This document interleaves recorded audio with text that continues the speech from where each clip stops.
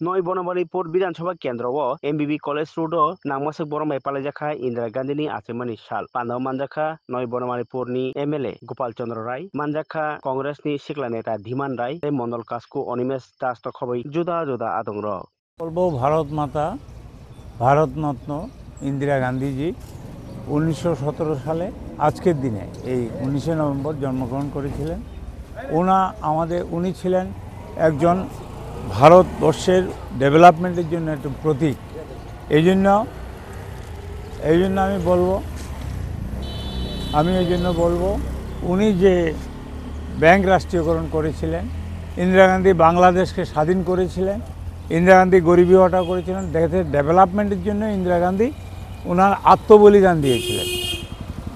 United ভারতকে ঠিক রাখার জন্য, বিদেশি শত্রুর থেকে ভারতকে অক্ষুণ্ণ রাখার জন্য ইন্দিরা গান্ধী ওনার প্রাণ পর্যন্ত দিয়েছেন। সুতরাং ইন্দিরাজিকে আমরা স্মরণ করব। সারা ভারতবর্ষের সঙ্গে আমরা এআইসির যে প্রোগ্রাম, আজকে ইন্দিরা মাতার আজকে জন্মদিন, এই জন্মদিনে আমরা ওনাকে স্মরণ করছি এবং এটা ওয়ার্শিপ হিসাবে আমরা পালন করছি।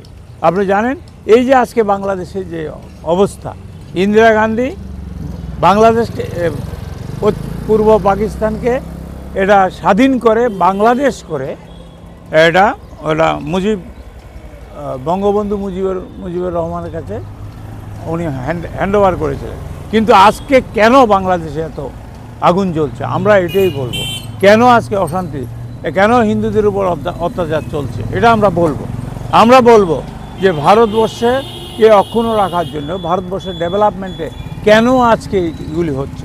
ইন্দিরা গান্ধী গরিবী হটাও উনি স্লোগান দিয়েছিলেন, এটা আজও কেন এটা সফল হচ্ছে না, কেন আজকে 2 কোটি বেকারের চাকরি হচ্ছে না, কেন আজকে 15 লাখ টাকা ঢুকছে না।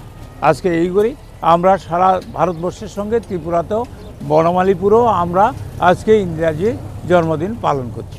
নমস্কার।